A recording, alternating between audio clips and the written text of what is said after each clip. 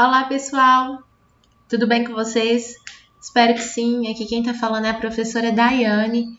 Eu estou aqui hoje para fazer a explicação dos conteúdos da semana 2 do Plano de Estudo Tutorado de Geografia, volume 5, primeiro ano do ensino médio.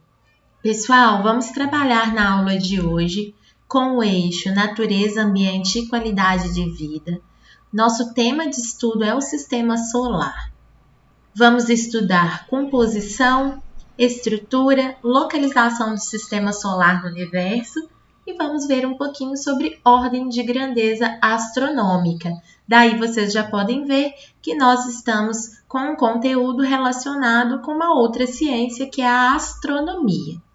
Então vamos lá, olha. O PET começa definindo o que é o sistema solar. Então, a definição para sistema solar o sistema solar é um conjunto de corpos celestes que gravitam na órbita de um Sol, que é uma estrela.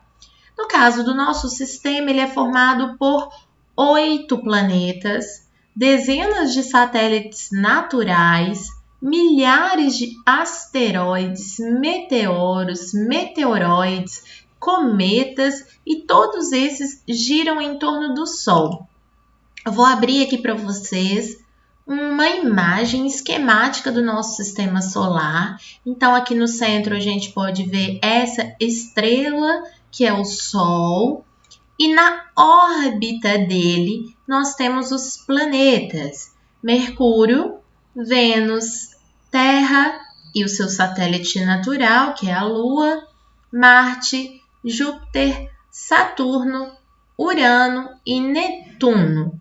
Lembrando que Plutão foi rebaixado à categoria de planetoide, beleza? Por isso que ele não está contabilizado aqui como planeta do sistema solar.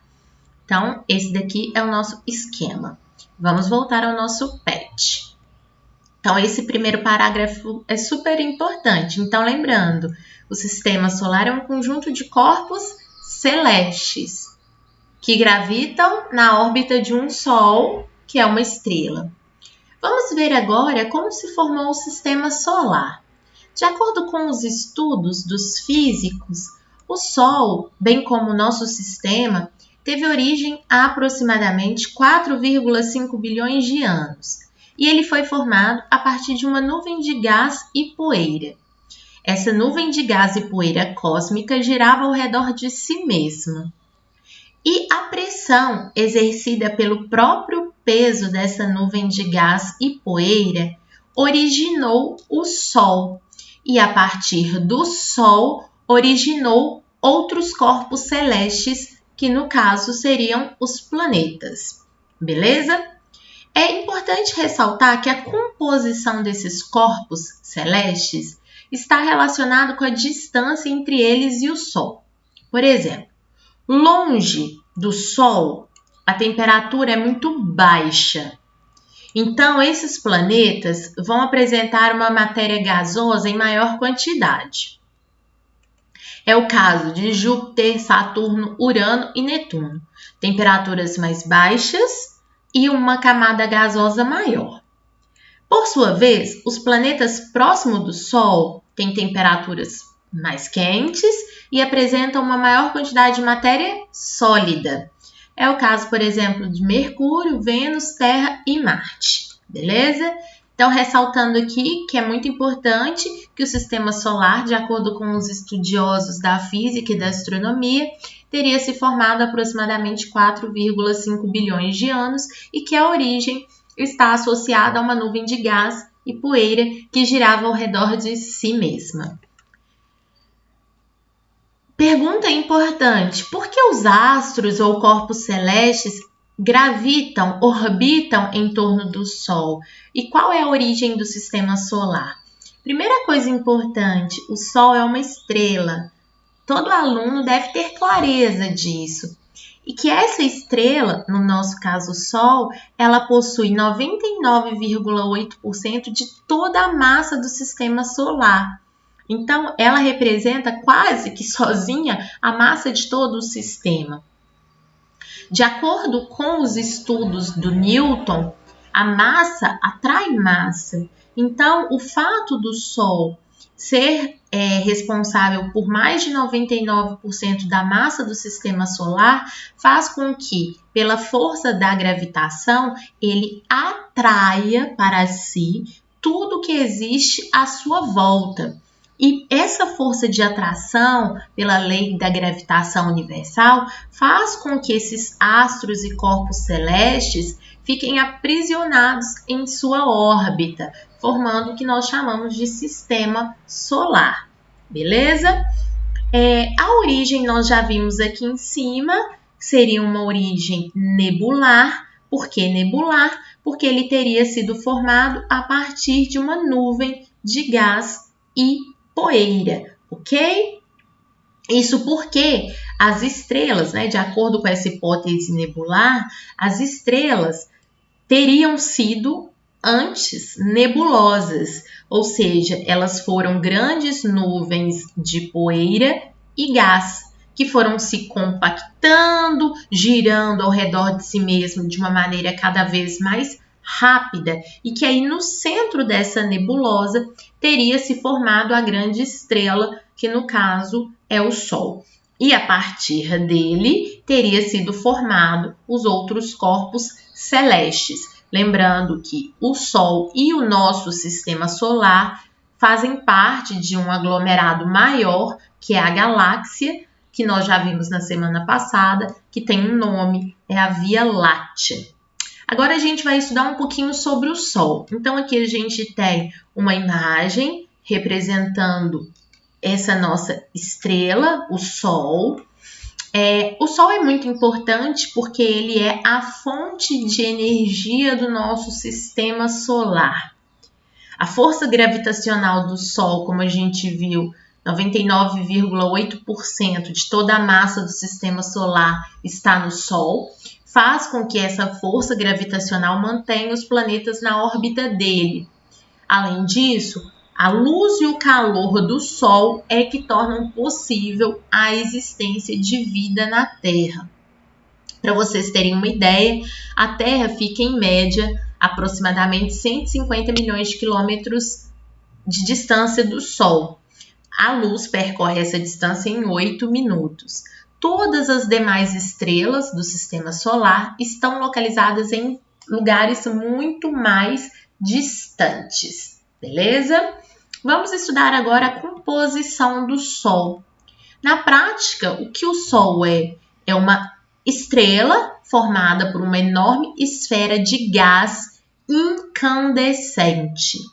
São dois gases, essencialmente, o hidrogênio e o hélio. Para vocês terem uma ideia, o volume do Sol é tão grande que no interior dele caberia mais de 1 milhão de planetas do tamanho do nosso, que é o planeta Terra. A temperatura no Sol, no núcleo dele, a temperatura pode alcançar 15 milhões de graus centígrados e na superfície é um pouco menor, a temperatura é de 6.000 graus Celsius. A estrutura do Sol é formada por 3 camadas importantes: a fotosfera, a cromosfera e a coroa, beleza? No núcleo do Sol nós encontramos diversos elementos, depois eu vou falar um pouquinho para vocês. Então vamos lá, vamos pegar aqui já de uma vez o núcleo.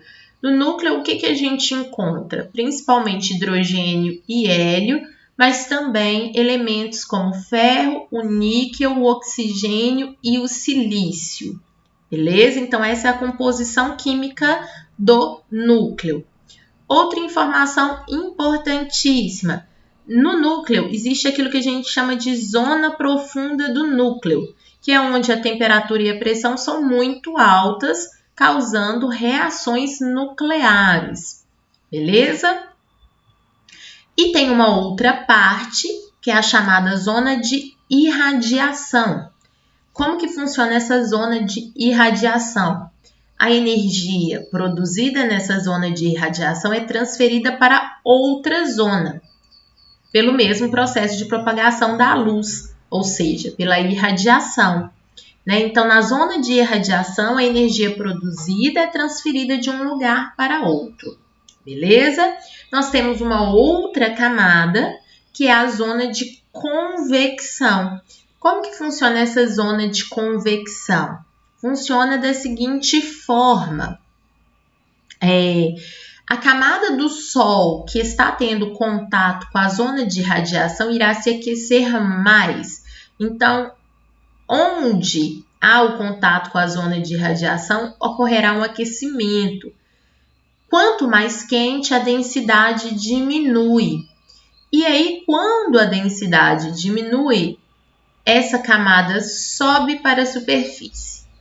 Ao entrar em contato com a superfície, ela vai se resfriar, tornando-se mais densa e posteriormente vai descer. Então, é esse movimento de aqueceu, fica leve, sobe, resfriou, fica denso, desce. Né? Então, é essa zona de convecção que faz esses movimentos de ascensão e descida. Ascensão e descida. Onde há o contato com a irradiação, aquece, sobe. Na superfície há um relativo resfriamento, fica mais denso e desce. Então, aqui nós falamos sobre o núcleo.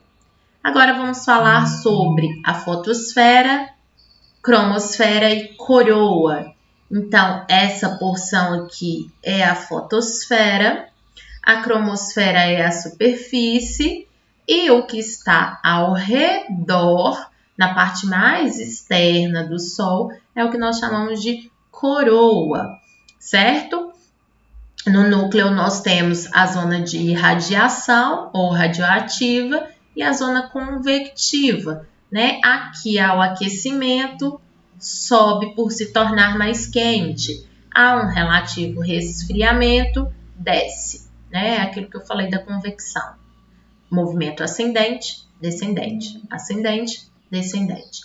Vamos ver aqui a característica da fotosfera.